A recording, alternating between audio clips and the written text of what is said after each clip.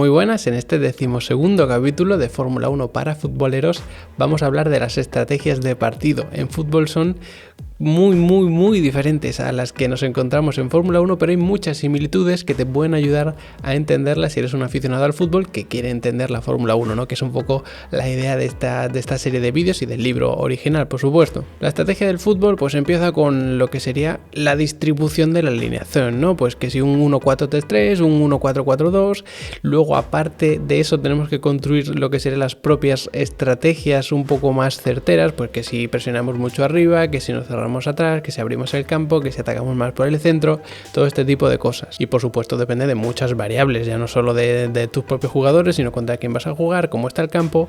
En definitiva, no es una tarea fácil. Y te preguntarás, bueno, ¿y qué tiene que ver esto con la Fórmula 1?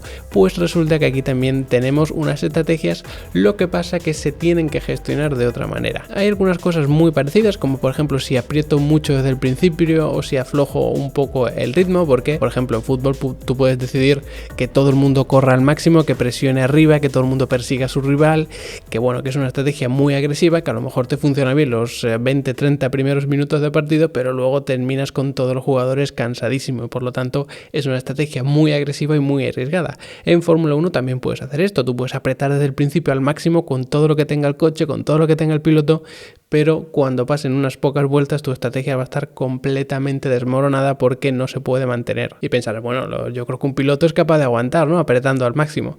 El piloto sí, pero el coche no. El coche de Fórmula 1 tiene básicamente 3 pilares fundamentales que se pueden gestionar de cara a una estrategia de carrera. El primero, los neumáticos, que es en el que nos vamos a centrar. El segundo, el combustible, que bueno, tienes unas limitaciones, no puede consumir X por carrera ni superar ciertos límites por vuelta, pero bueno, tampoco es lo más llamativo, ¿no? De cara a las estrategias de Fórmula 1.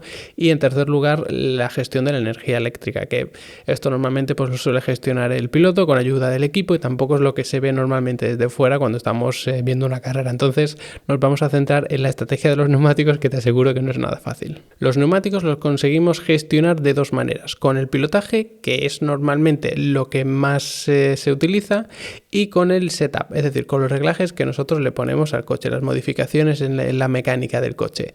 ¿Por qué se utiliza un poco más, entendiéndose la expresión, la gestión a través del pilotaje? Porque tú en una vuelta puedes pilotar muy fuerte, degradando mucho los neumáticos y marcando muy buen tiempo, y en la siguiente cambiarlo, es decir, pues piloto muy suave, no degrado nada los neumáticos y hago un tiempo muy malo, pero los reglajes no los puedes cambiar. Hay algunas cosas que sí, que puede ir jugando el piloto con ellos del volante, también se usa, pero el setup base, digamos, la estructura general de los reglajes viene dada ya desde antes. De hecho, la que pongas en clasificación luego la tienes que mantener hasta la carrera, así que las cosas más drásticas en los reglajes pues no se pueden modificar sobre la marcha, mientras que el pilotaje sí, incluso en una curva puedes apretar y en la siguiente aflojar, ¿no? Para ganar tiempo aquí y ganar luego gestión de carrera y degradación en otro sitio. Pero bueno, para que te hagas una idea, tenemos que mantener un equilibrio entre rendimiento y degradación de neumáticos, ¿vale? Esto es lo más importante para una estrategia de carrera. Así que, igual que decíamos en el fútbol, si tú aprietas mucho desde el principio, a los 20-30 minutos vas a estar agotado. En Fórmula 1, si tú aprietas mucho desde el principio, en 5 vueltas te has cargado el neumático, tienes que entrar y poner otro nuevo y ya has perdido muchísimo tiempo, porque a lo mejor durante esas 5 vueltas has estado ganando un segundo en cada una de ellas, pero luego paras en el pit stop y a lo mejor pierdes 20-22 segundos. Por lo tanto no te compensa. No es una cosa muy sencilla esto de las estrategias, así que vamos a ir paso a paso, te lo voy a explicar con algún ejemplo para que lo entiendas mejor y luego además todas las limitaciones que realmente nos estamos saltando, ¿no? Es decir, vamos a tener un ejemplo muy simple para que entiendas las bases de una estrategia de carrera, pero luego te voy a contar por qué no es tan sencillo, aunque ya parezca complicado, porque hay muchísimas variables que no estamos teniendo en cuenta. Digamos que el planteamiento de la estrategia de carrera la podemos dividir en dos, igual que una estrategia del fútbol. El planteamiento inicial, es decir, me preparo, yo pienso cómo voy a hacer la carrera, cómo la voy a gestionar, igual que en el fútbol, ¿no? Que tú, pues en función del rival que tienes, cómo esperas el césped, todo esto, pues piensas, vale, pues voy a hacer este tipo de juego, voy a sacar esta alineación y voy a jugar un poco con eso. Pero luego viene la segunda parte y es adaptarte a los cambios, porque a lo mejor tu plan de partido era pues un fútbol muy defensivo y resulta que en el minuto 5 te marcan un gol. Pues no puedes seguir con ese fútbol defensivo todo el partido, tienes que hacer un cambio, o incluso quieres mover la bola muy rápido, pero te encuentras con un césped pues que está muy seco o que cae una lluvia torrencial y ya no puedes hacer ese estilo de juego. Pues tienes que estar atento para modificar tu plan de partido, ¿no? Tu estrategia, incluso que el otro equipo te sorprende con una alineación diferente, todas esas cosas. Así que vamos a la primera parte, a la preparación del partido. En el capítulo anterior ya vimos que en los entrenamientos libres es donde sacas toda la información posible, pues vas a entender mejor cómo se degradan los neumáticos, qué tiempo te da cada uno de los compuestos que tienes. Entonces esto va a ser una información fundamental para establecer tu estrategia de carrera. Pero además hay un límite de neumáticos del que no te he hablado antes. Y aquí, bueno, vamos a pasar un poquito por encima porque esto suele cambiar bastante. Lo que se hacía antes es que Pirelli ofrece a los equipos varias semanas antes del Gran Premio juegos de neumáticos y tiene que elegir cada equipo 13 juegos de neumático para cada piloto. ¿Cómo se eligen? Pues tú tienes que decir, por ejemplo, pues de estos 13 juegos de neumático yo quiero que sean 10 de blandos, 2 de medio y 1 de duro para este piloto. Y luego 9 de blandos, 2 de duro y 2 de medio para este otro piloto. De tal forma que los equipos eligen cuántos neumáticos va a tener cada piloto en todo el Gran Premio.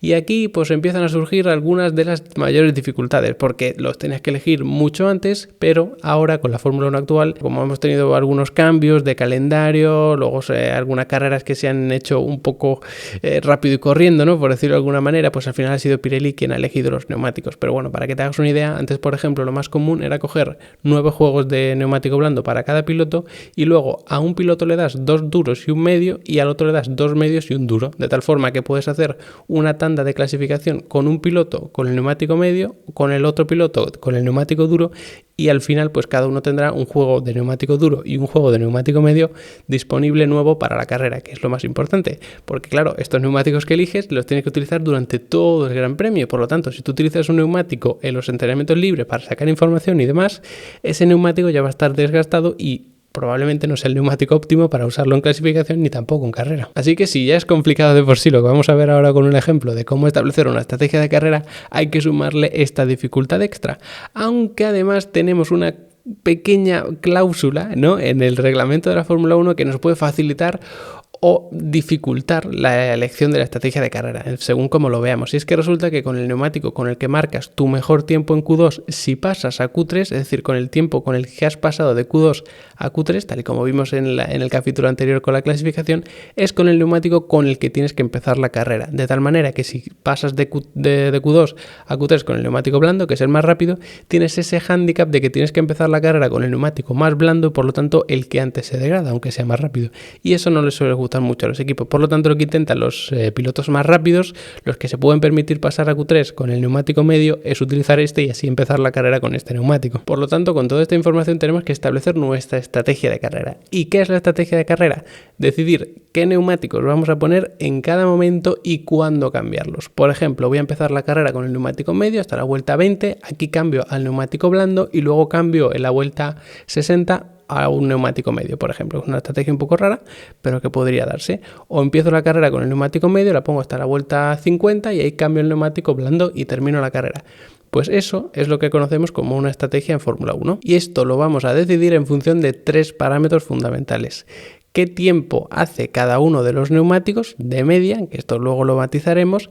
¿Cuántas vueltas como máximo pueden aguantar cada uno de estos neumáticos? ¿Y cuánto tiempo pierdo en cambiarlos? Porque claro, si tú paras a cambiar neumático, normalmente pierdes 20-22 segundos. Por lo tanto, ese tiempo que tú pierdes en parada también se lo tienes que sumar a los tiempos por vuelta que va a hacer cada uno de esos neumáticos. Y para explicar esta estrategia de carrera vamos a poner un ejemplo muy sencillo, ¿vale? Para que lo entendáis, muy simplificado, y así establecemos las bases de una estrategia de carrera. Imaginaos que hemos pasado a Q3 con el neumático blando, por lo tanto estamos obligados a empezar la carrera con ese neumático blando. Luego, por supuesto, tenemos disponible un neumático medio y un neumático duro, tantos como queramos, idealmente, ¿de acuerdo? Entonces, el neumático blando hace un tiempo medio de 1:20.00 y dura 12 vueltas, es decir, el neumático blando dura 12 vueltas y hace un tiempo medio de 80 segundos. El neumático medio es 6 décimas más lento, por lo tanto son 80,6 segundos por cada vuelta, pero dura 30 vueltas en vez de 12. Y por último, el neumático duro dura más vueltas, evidentemente, en total 50, y es 1,5 segundos más lento que el neumático blando, por lo tanto es un tiempo de 81,5 segundos, ¿de acuerdo? Neumático blando, 80 segundos por vuelta, el medio 80,6 y el duro 81,5. Y en duración, el neumático blando 12 vueltas, el neumático medio 30 vueltas, el neumático duro 50 vueltas. Esto prácticamente siempre, algo raro tiene que pasar para que no, siempre es así, ¿de acuerdo? Porque el neumático blando es más rápido pero dura menos, el medio dura más que el neumático blando, menos que el duro, y es más rápido que el duro y más lento que el blando, y el neumático duro es el que más dura pero el más lento. Y parar a cambiar neumáticos nos cuesta en total 22 segundos, por lo tanto se lo vamos a tener que sumar a cada parada que hagamos. Y lo más importante, 60 vueltas tiene nuestra carrera, ¿de acuerdo? Por lo tanto, tenemos que completar esas 60 vueltas en el menor tiempo posible. Eso es establecer una estrategia de carrera. Por lo tanto, tenemos que saber cómo ir combinando estos neumáticos, sabiendo el número máximo de vueltas que pueden dar para hacer 60 vueltas en el menor tiempo posible. Y aquí empezamos con los cálculos. Vamos a suponer que alargamos ese primer stint lo máximo posible, que son 12 vueltas. En esas 12 vueltas, con el neumático blando hacemos 80 segundos en cada una de ellas. Por lo tanto, las primeras 12 vueltas las hacemos en 960 segundos, hacemos el cálculo. Y esos 960 segundos en el primer stint, en las primeras 12 vueltas, es exactamente igual para todas las estrategias. Porque es aquí donde tenemos que empezar a variar nuestra estrategia de carrera, probar diferentes cosas, a ver con cuál tardamos menos en llegar hasta el final, en completar esas 60 vueltas. Primera estrategia, una única parada. En la vuelta 12 pongo un neumático duro y tiro hasta el final.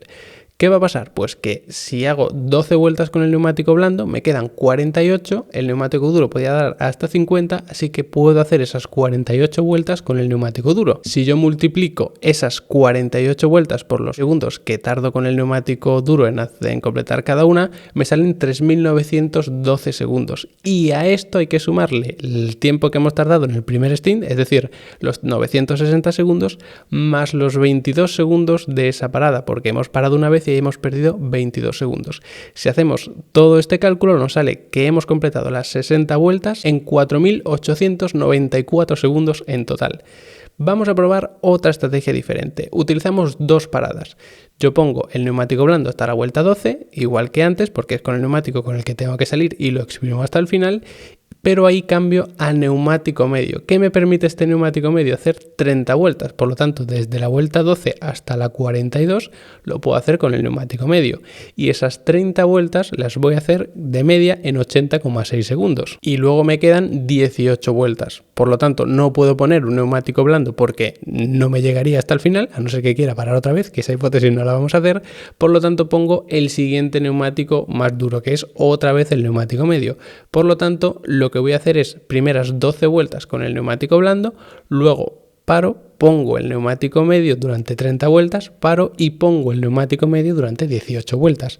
Por lo tanto, hago en total 48 vueltas con el neumático medio, que por los 80,6 segundos me salen 38.068,8, pero a eso le tengo que sumar las dos paradas que he hecho, por lo tanto no es más 22, sino que es más 44 porque he parado dos veces. Y si hacemos la suma completa nos sale 48.072,8 segundos. Por lo tanto le hemos recortado 20 segundos a la estrategia inicial de poner un neumático duro y llegar hasta el final. Porque aunque hayamos perdido más tiempo porque hemos parado dos veces en vez de una, el tiempo por vuelta lo hemos ido recortando porque el neumático duro era demasiado lento. Y ahora lo que hemos hecho es poner el medio dos veces. Y así podrán probar todas las estrategias que queráis. Y bueno, pensaréis, bueno, pues esto los ingenieros de los equipos tendrán un software maravilloso que meten estos datos y en un momento les dice qué estrategia es mejor que cuál. Pero aquí tenemos un problema y es que hemos simplificado muchísimo. Lo primero, que los tiempos no son constantes. Es decir, tú con el neumático blando puedes establecer una media del tiempo que vas a hacer en 12 vueltas. Pero al principio los tiempos van a aumentar durante la primera, segunda vuelta, porque hay que calentar el neumático. Luego entrarán en temperatura, vas perdiendo combustible, por lo tanto los tiempos van mejorando. Y luego se desgasta el neumático y los tiempos van empeorando. Por lo tanto, el tiempo no es lineal, no se puede calcular un tiempo medio. Y esto lo condiciona prácticamente todo. Porque tú en vez de apurar esas 12 vueltas podrías hacer solamente 8, por ejemplo. Además, las condiciones de la pista y la carga de combustible afectan directamente tanto a la degradación de los neumáticos como a los tiempos. No es lo mismo tener una pista muy caliente que una pista muy fría, que tener mucho combustible, que tener poco. Entonces esas primeras vueltas siempre las vas a hacer con mucho combustible y las últimas las vas a hacer con muy poco. Aparte, pues se puede modificar el estilo de pilotaje, como ya sabéis, para a lo mejor en vez de hacer 12 vueltas con el neumático blando, ¿no? Vamos a seguir con este ejemplo, podemos hacer 15 vueltas, pero tenemos que hacer en el tiempo, en vez de en 80 segundos, a lo mejor lo tenemos que hacer en 81 para recular un poquito y equilibrar esa balanza entre el tiempo y el rendimiento. El tráfico en pista te va a condicionar muchísimo, porque si tienes un coche delante tú no puedes marcar los tiempos que tenías previstos y además vas a degradar más los neumáticos. En el pit stop te puedes encontrar una sorpresa, en vez de hacerlo en 22 segundos lo puedes hacer a lo mejor en 24 o llevarte una sorpresa positiva y hacerlo en 21. Los neumáticos disponibles pues ya sabes que están limitados, así que a lo mejor no puedes poner 2 veces el neumático medio porque solo tienes un juego nuevo, y si pones uno usado pues los tiempos van a ser peores y la degradación va a hacer más estragos. Por supuesto también cabe la posibilidad de pasar a Q3 con el neumático medio en vez de con el blando, lo que pasa que esto pues ya lo puedes intuir cuando va a empezar la carrera, que ya ha pasado la clasificación. Además los tiempos exactos que tú vas a hacer tampoco lo sabes, porque no se saben a ciencia cierta, sino que se hace una especie de inferencia estadística y tal, que bueno, básicamente te ayuda a simular los tiempos que tú vas a hacer, pero no son una ciencia completamente exacta. Entonces hay muchísimos parámetros que tú desconoces y que por lo tanto no te ponen las cosas tan fáciles en una estrategia de carrera. Y aquí entra en juego eso de adaptar tu plan de partido, ¿no? Como en el fútbol, el día de la propia carrera, cuando las cosas se complican. Ya hemos comentado que en el fútbol pues a lo mejor el equipo rival te sorprende con una alineación que no esperabas, te cae de repente una lluvia torrencial y no puedes hacer el estilo de juego que a ti te gusta.